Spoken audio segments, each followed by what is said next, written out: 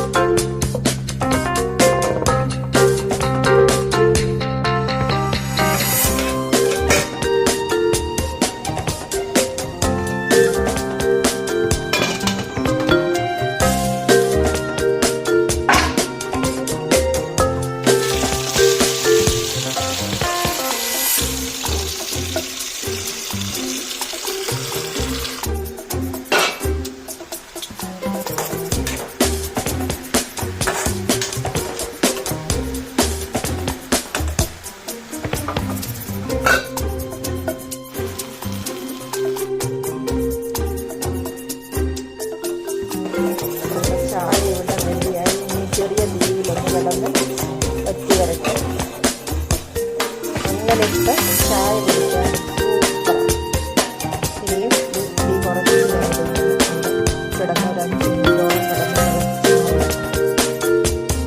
നിലച്ചിരിക്കാത്ത നേരത്തെ നമുക്ക് വിരുന്നുകാരെത്തിയിരുന്നു. അപ്പോഴേ പെട്ടെന്ന് ഞാൻ ഒരു തട്ടിക്കൂട്ട് ഭക്ഷണമൊക്കെ ഉണ്ടാക്കി കൊടുത്തു. പിന്നെ അറിയില്ലായിരുന്നല്ലോ ഇപ്പോഴും വരുമെന്നൊന്നും. അങ്ങനെ കൊടുത്തു. പിന്നെ നമുക്ക് അവർ കൊണ്ടുവന്ന കുറച്ച് സാധനങ്ങളാണ് ഈ കാണുന്നതൊക്കെ.